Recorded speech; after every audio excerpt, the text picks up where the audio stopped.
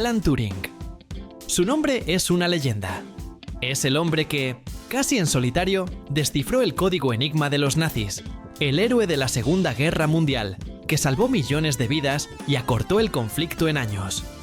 Es el padre de la informática moderna, el hombre que soñó con máquinas que piensan. Y, por supuesto, es el creador de la prueba de Turing, la pregunta fundamental que todavía usamos para definir la inteligencia artificial.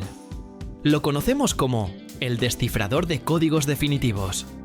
Pero, ¿y si te dijera que su trabajo más importante no fue descifrar un código hecho por el hombre? ¿Y si te dijera que, justo antes de su trágica muerte, Turing encontró una fórmula, un conjunto de ecuaciones que descifraban el código de la naturaleza misma? Una fórmula que explicaba cómo la vida crea patrones de la nada. Una fórmula que fue ignorada y olvidada durante casi medio siglo, enterrada por la tragedia y eclipsada por otro descubrimiento. Y hoy, esa misma fórmula olvidada es el arma secreta que todas las grandes tecnológicas, desde Google, de Alphabet, hasta Amazon y Netflix, usan para potenciar sus algoritmos más avanzados y dar forma a nuestro mundo digital. Si te apasiona la historia oculta de la ciencia y los genios que vieron el futuro antes que nadie, estás en el canal correcto. Asegúrate de suscribirte y activar la campanita para no perderte ni un solo video. Para encontrar esta fórmula, debemos viajar al final de la vida de Turing, un periodo oscuro pero increíblemente fértil. Estamos a principios de la década de 1950. La guerra ha terminado. El trabajo de Turing en Bletchley Park es todavía un secreto de Estado.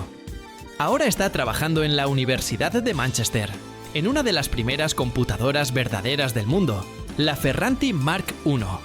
Pero Turing, el matemático, se ha aburrido de las matemáticas puras. Su mente inquieta se ha obsesionado con una pregunta fundamental de la biología. ¿Cómo sabe la vida cómo formarse? ¿Por qué un leopardo tiene manchas y una cebra tiene rayas? ¿Por qué nuestros dedos tienen un patrón específico? ¿Por qué un árbol se ramifica de esa manera? En ese momento, la biología tenía una respuesta muy simple: los genes. Pero para Turing, eso no era suficiente. Los genes, el ácido desoxirribonucleico, o ADN, cuya estructura de doble hélice sería descubierta un año después, en 1953, eran como un libro de recetas, una lista de ingredientes. Pero no explicaban cómo esos ingredientes se organizaban en el espacio para crear un patrón. ¿Qué le dice a un grupo de células idénticas? Ustedes serán una mancha negra, y ustedes, a 1 milímetro de distancia, serán blancas. Turing creía que debía haber un mecanismo matemático subyacente, un conjunto de reglas simples que podrían generar la asombrosa complejidad de la vida. Y en 1952, solo 2 años antes de su muerte, publicó un artículo que cambiaría el mundo, aunque el mundo tardaría 50 años en darse cuenta. El artículo se llamaba La base química de la morfogénesis. Morfogénesis significa, literalmente, el origen de la forma. Y la fórmula que contenía no era una sola ecuación, sino lo que hoy conocemos como un sistema de reacción-difusión. Dicho así, suena increíblemente complejo, pero la idea central es de una elegancia asombrosa. Turing propuso un mecanismo teórico con solo 2 elementos. Imagina 2 químicos, 2 morfógenos que se difunden o se esparcen a través de un sistema, como la leche en el café. Él llamó a uno activador y al otro inhibidor. El activador es el químico que le dice a una célula: crece, produce pigmento, conviértete en algo. Por ejemplo, sé una mancha negra. El inhibidor es el químico que hace lo contrario. Le dice a la célula: no crecen, sé blanca. Hasta aquí, nada complicado. Pero aquí es donde entra la genialidad de Turing. ¿Qué pasa si estos 2 químicos se difunden a velocidades diferentes? Turing teorizó que para que se forme un patrón, el inhibidor, el detente, debe moverse o difundirse más rápido que el activador, el crece. Piensa en esto. Una célula activadora comienza a crear una mancha. Produce el químico activador. Haz la mancha más grande y, al mismo tiempo, produce el químico inhibidor. Detente.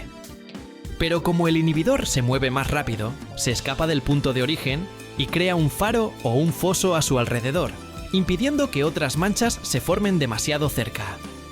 El resultado es que el activador crea un punto, y el inhibidor de movimiento rápido asegura que haya un espacio vacío a su alrededor antes de que otro punto pueda formarse.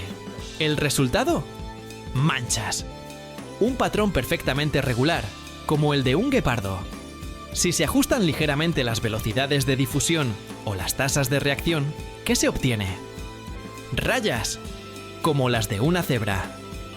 Turing no solo teorizó esto. Usó la computadora Ferranti Mark I para ejecutar sus ecuaciones.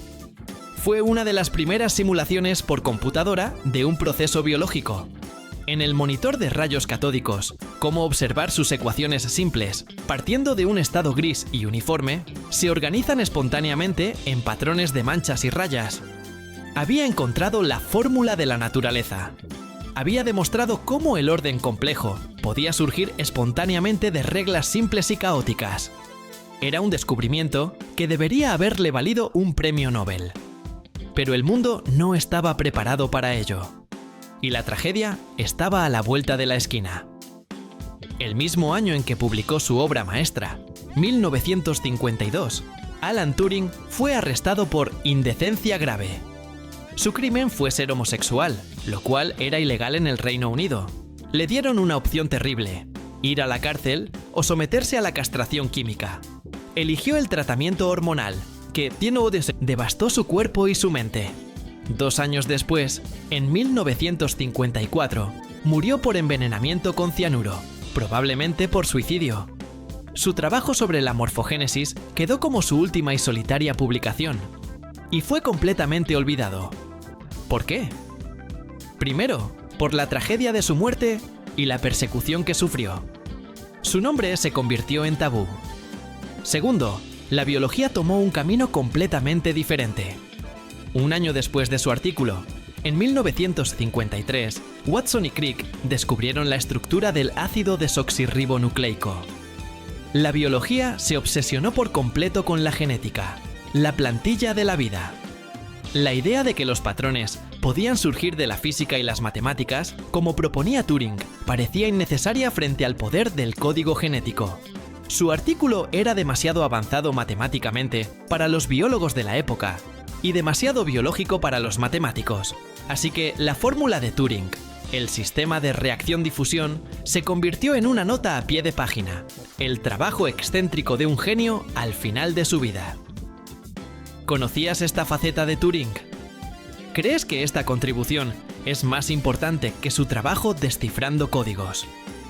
Déjame tu opinión en los comentarios. Me encantaría leer lo que piensas sobre este genio olvidado. Pasaron las décadas, 30, 40 años. Y entonces, en la década de 1980 y 1990, sucedió algo. Las computadoras se volvieron poderosas, muy poderosas. Los científicos ahora tenían la capacidad de ejecutar simulaciones complejas que Turing solo podía soñar. Los biólogos, buscando cómo se forman realmente los patrones, redescubrieron su artículo de 1952 y se dio cuenta de que tenía razón. Encontraron los químicos activadores e inhibidores exactos en los embriones de animales. Confirmaron que los sistemas de reacción-difusión de Turing están, de hecho, en el corazón de cómo se forman las rayas de los peces ángel y los patrones de las conchas marinas. Pero el verdadero renacimiento no ocurrió en la biología, sino en la informática. Los científicos de la computación que trabajaban en gráficos por computadora se enfrentaban a un problema: ¿cómo crear texturas realistas? ¿Cómo hacer que el pelaje de un animal en una película parezca real, sin tener que pintar cada pelo uno por uno? Alguien desenterró el artículo de Turing y se dieron cuenta de que no necesitaban pintar los patrones, podrían crecerlos. Los sistemas de reacción-difusión de Turing. Los artistas digitales podían aplicar estas ecuaciones a un modelo 3D, tridimensional, de un animal, y los patrones de manchas y rayas simplemente emergían usando en la superficie digital, de forma orgánica y realista. Cada vez que ves una película de Pixar o un efecto visual de un animal realista en el cine, Estás viendo la fórmula de Turing en acción. Pero esto es solo el comienzo. La verdadera revolución llegó con la inteligencia artificial. ¿Qué es lo que hacen todas las grandes tecnológicas? Google, Meta, Amazon, Netflix. Su negocio principal es encontrar patrones. Patrones en tus búsquedas, en tus gustos, en tus compras, en los miles de millones de puntos de datos de la humanidad. Y aquí es donde la fórmula olvidada se vuelve la herramienta más poderosa del siglo XXI. El concepto central de la inteligencia artificial moderna, especialmente en las redes neuronales profundas, Deep Learning, es una versión increíblemente sofisticada del sistema de Turing. Una red neuronal es, en esencia, un sistema de reacción-difusión digital. Consta de millones de neuronas o nodos digitales. Cada nodo recibe señales. Algunas señales son activadoras. Hacen que el nodo se dispare y pase la señal. Y otras son inhibidoras. Hacen que el nodo se detenga. El aprendizaje de una inteligencia artificial es el proceso de ajustar las velocidades de difusión, los pesos, de estas conexiones activadoras e inhibidoras. Cuando Google, Alphabet, entrena una inteligencia artificial para que reconozca un gato en una foto, no le da reglas como busca orejas puntiagudas y bigotes. En cambio, le muestra millones de fotos y deja que la red neuronal haga emerger un patrón. Los nodos activadores e inhibidores se autoorganizan igual que los químicos de Turing, hasta que se forma un patrón estable que significa gato. El principio de Turing, orden complejo emergente de reglas locales simples, es el motor fundamental de la inteligencia artificial moderna. Cuando Amazon te recomienda un producto, está usando un sistema que ve un patrón de activación e inhibición entre tu historial de compras y los de millones de otros usuarios. Cuando Netflix te sugiere una película, su algoritmo no sabe que es una película. Solo sabe que el patrón de activación de las películas que te gustan coincide con el patrón de otras personas. Están usando la morfogénesis digital.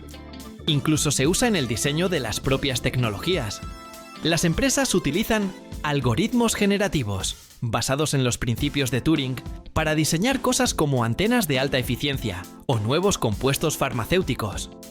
El algoritmo simplemente hace crecer la solución óptima a partir de la nada. Alan Turing, el hombre que descifró el código de guerra nazi, nos dio la herramienta conceptual para descifrar y crear los patrones de nuestro propio universo digital. Su fórmula no estaba olvidada, porque estaría equivocada.